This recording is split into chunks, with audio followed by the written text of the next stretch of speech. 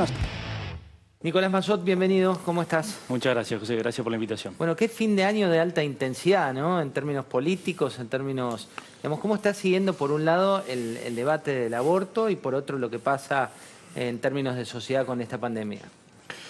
Sí, la verdad, en términos de sociedad, yo no sé si es por el fin de año. La verdad que yo siento que la Argentina viene en alto voltaje hace años, ¿no? Parece que la excepción es cuando hay lapsos de relativa paz o relativa calma, que a veces coinciden con gestos de la clase dirigente, que a veces nos entusiasman como si fueran cambios de época y después nos damos cuenta que son solo gestos, ¿no? Como por ejemplo el comienzo de la pandemia y el comité de crisis con esa gestualidad que el presidente tenía mucho más moderada, mucho más abierta a trabajar con la oposición, a consultar, a asesorarse, que después rápidamente abandonó. Así que la verdad es que yo lamentablemente creo que las excepciones son los momentos de baja intensidad y bajo voltaje. Hoy creo que estamos en la norma y ojalá encontremos la manera de sin perder la alternancia, que es un pilar de nuestro sistema, encontrar la continuidad de un proyecto de país, ¿no? Y por eso siempre hablamos de los consensos.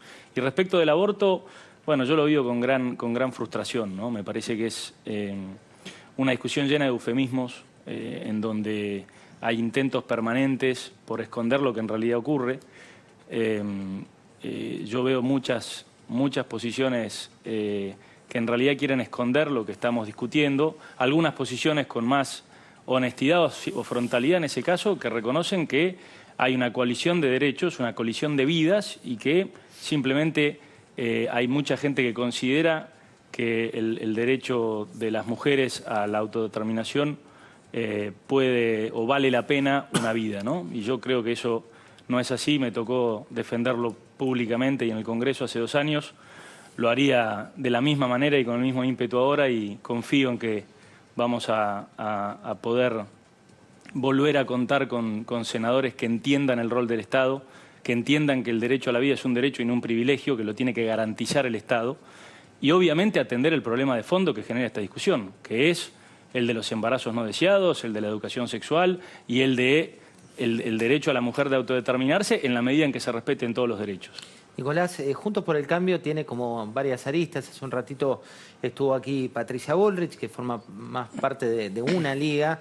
Vos estás junto con Rogelio Frigerio, junto con Emilio Monzó, ya empezando a pensar el mediano plazo, por un lado la provincia Monzó, y dicen que en Tigre vos, digamos. ¿Cuál es la apuesta que tienen y cómo ves esta especie de, no sé, grieta que se genera dentro del espacio con las distintas posiciones? Yo no veo grieta.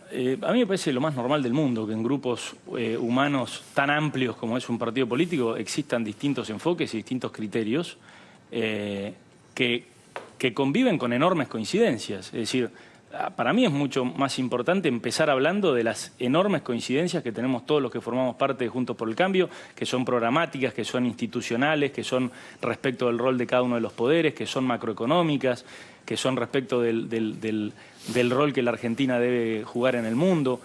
Y dentro de esas enormes coincidencias es totalmente sano y razonable que existan diferentes enfoques, diferentes aproximaciones a esas coincidencias. Y creo que eso es lo que enriquece también las opciones que le damos al electorado.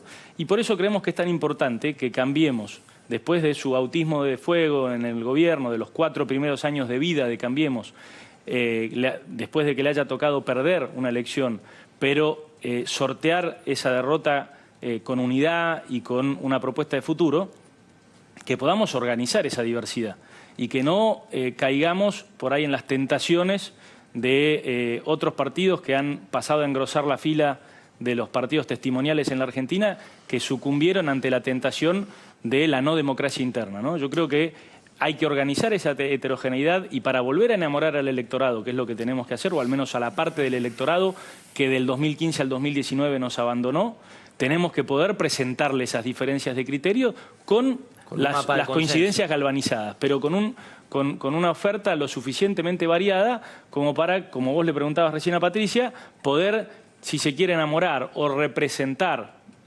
a todos aquellos jóvenes que hoy por ahí están mirando fuera de Juntos por el Cambio respecto de las ideas de la libertad, y también poder representar a todas aquellas personas que están cansadas de tanta grieta, de tanta confrontación, que el primer recurso de la política sea la agresión y la división, y que entienden que el país no sale con un gobierno o con el otro, sino con un núcleo de coincidencias que trasciendan la alternancia lógica de un sistema democrático republicano. Vos tenés el doble sombrero, el sombrero político, el sombrero de economista también.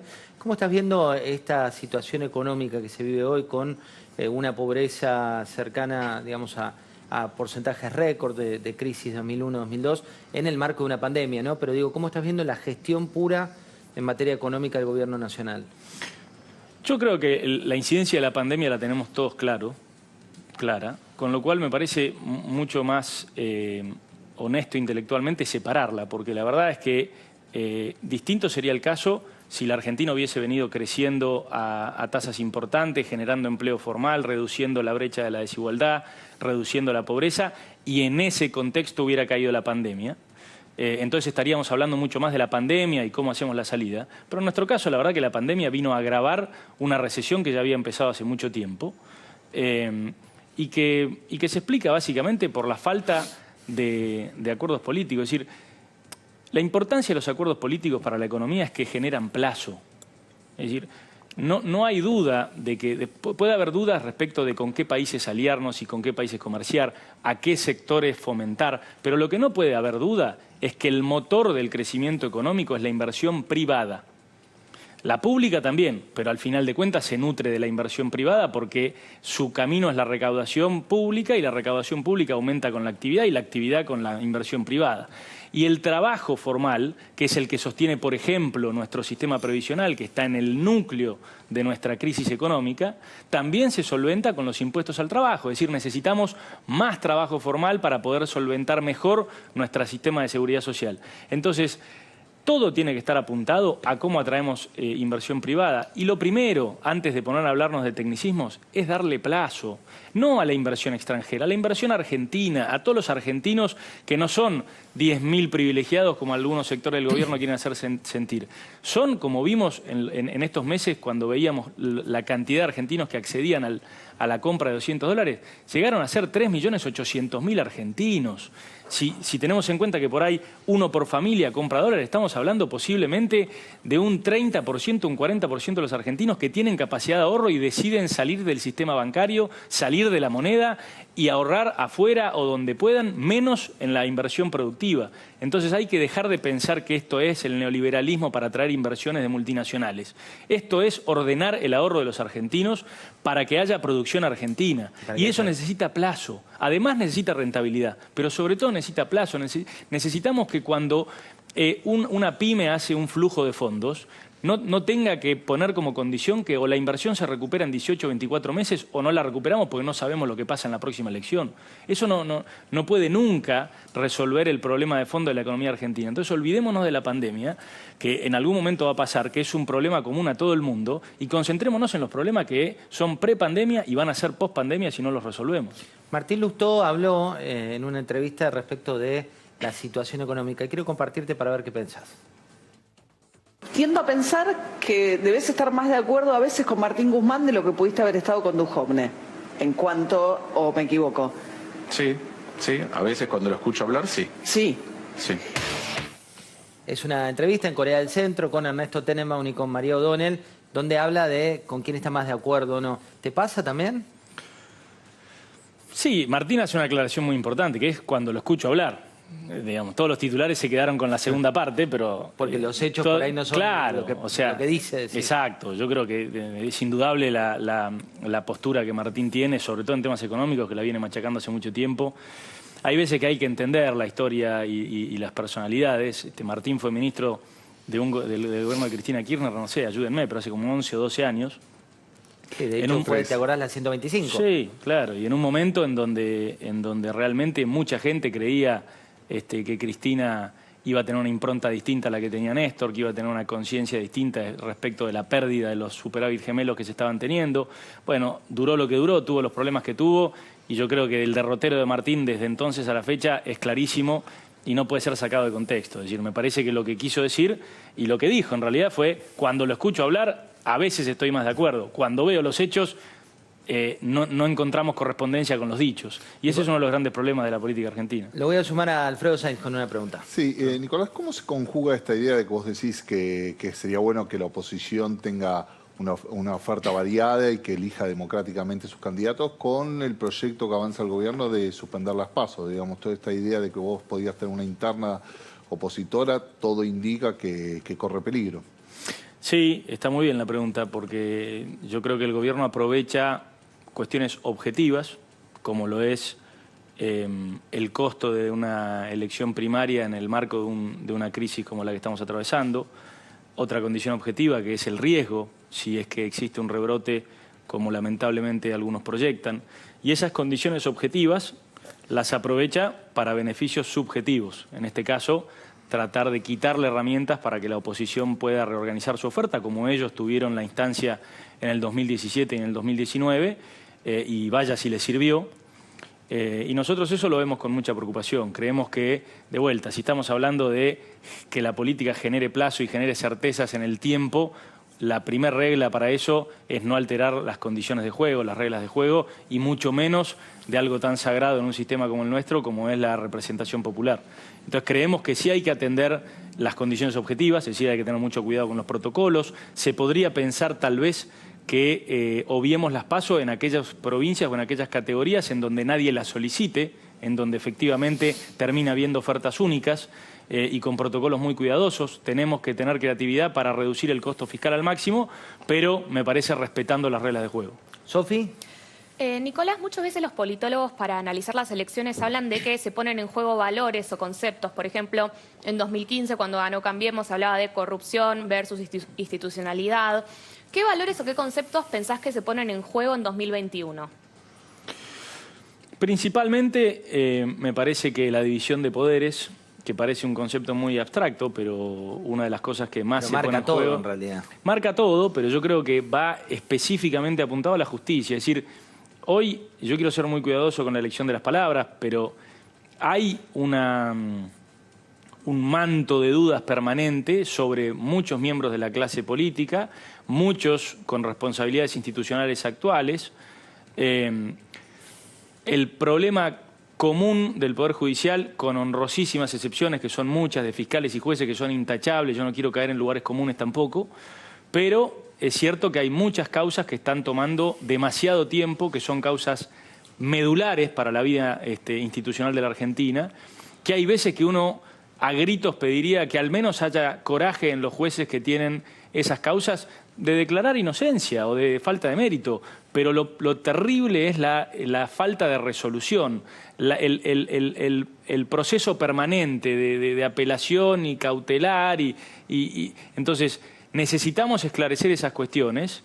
Y en el medio siguen ocurriendo elecciones, entonces hay una tentación de aquellas personas que están involucradas en causas de esta naturaleza a querer afectar con el resultado electoral que impacta sobre otros poderes, el Ejecutivo, pero especialmente el Legislativo, que es el órgano que nombra y remueve jueces indirectamente a través del Consejo de la Magistratura, para afectar esa independencia de los poderes. Yo diría que ese es un valor central que se disputa el año que viene, y creo que otro valor central que se disputa el año que viene es cuál es el rol del ahorro, de la inversión y del trabajo en el desarrollo nacional, que no significa en lo más mínimo abandonar la asistencia social ni la seguridad social, sino que significa de alguna manera a dónde ponemos el énfasis. Si el énfasis está puesto en la seguridad social y en el asistencialismo, le vamos a estar quitando importancia al motor de cualquier economía, que es el ahorro, la inversión y el trabajo formal.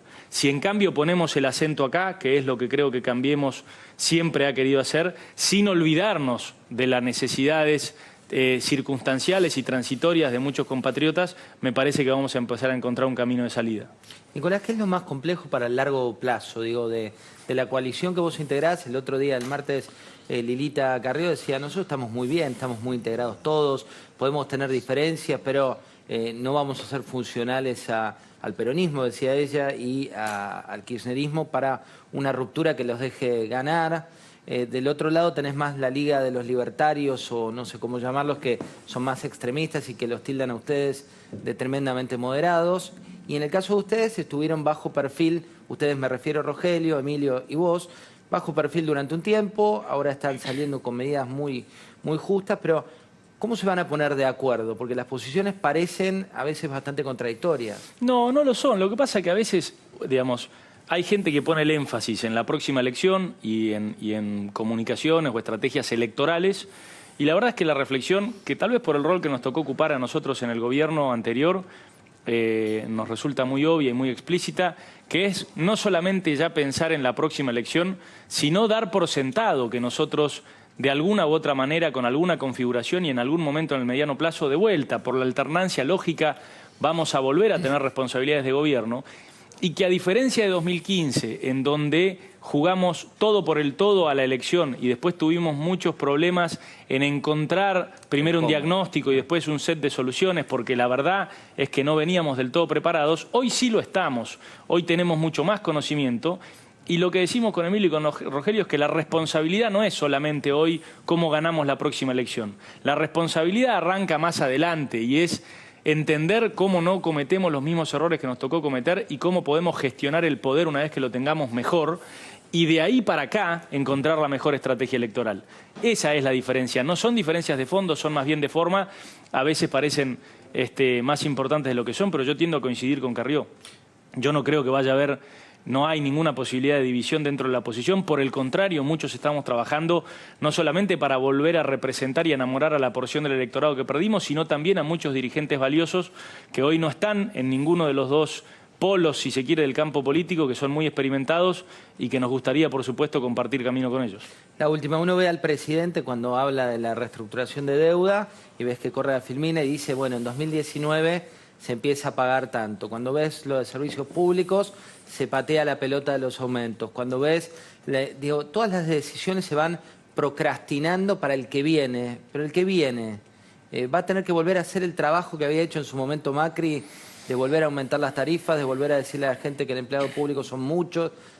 ¿Cómo ves esa situación de Argentina, que es el péndulo recurrente, que al otro le viene todo lo contrario? Esa es la tentación partidaria electoral cuando vivimos en un país sin las condiciones para generar acuerdos duraderos. Es decir, vos podés ver confrontaciones muy viscerales entre demócratas y republicanos en Estados Unidos o entre laboristas y conservadores en el Reino Unido. Estoy nombrando tal vez los dos sistemas más representativos de bipartidismos, uno presidencialista, otro parlamentarista. Y vos ves a veces confrontaciones muy virulentas, pero nunca se abandona esa agenda común que se representa en general en el Parlamento, que enmarca el juego político. Acá eso no existe. Entonces la tentación es al péndulo. El problema del péndulo es que no es para siempre. Es decir, los grados de libertad que hacer política pendular tenía en el 2005 hoy ya no están. Es decir, las famosas cajas o la utilización discrecional de recursos que primero fueron las reservas, después el sistema privatizado de previsional, las AFJP, la soja por las nubes, vaca muerta en un momento. Bueno, todas esas cosas, cuando vos extendés este juego de suma cero en el tiempo, se van acabando. Y ahora se trata de tratar de evitar un colapso similar al que hemos tenido en otros momentos de nuestra historia, que sea responsabilidad absoluta del egoísmo de la clase dirigente, o frenar a tiempo o evitar a tiempo ese colapso y tratar de llenar el campo político sin perder las identidades y sin perder los valores diferentes que representamos, que hablábamos hace un momento, marcar la cancha, como ocurre en otros países. Eso es fundamental. Si no, vamos a seguir procrastinando y solamente va a cambiar cuando venga un presidente con la grandeza necesaria como para parar la pelota y de vuelta, sin transar, sin ceder esos valores que son fundamentales que tenemos de diferente, pensar en aquello que tenemos en común. Es decir, no hay nadie acá sugiriendo que la riqueza la vamos a encontrar debajo de la tierra. hay que generarla, hay que generar las condiciones, hay que generar regímenes para que la economía del conocimiento despegue realmente en la Argentina, que hoy es obvio, cualquiera, el que no lo quiere ver, el que no lo ve es porque no quiere realmente. O sea, hoy el futuro, o una gran parte del futuro de la Argentina pasa por nuestro talento, soft, como dicen en inglés. O sea, no el industrial necesariamente, que no hay que descuidarlo. Pero esas cuestiones no son difíciles para acordar. No hay gente no viendo esas cosas de manera representativa. Entonces, no puede ser que las discusiones por el Poder Judicial o las discusiones por las relaciones internacionales nos obstaculicen los acuerdos en donde sí tenemos coincidencias entre todo el campo político. Clarísimo. Gracias, Nicolás. A ustedes, un placer. Breve corte, muy breve corte, y venimos con más información.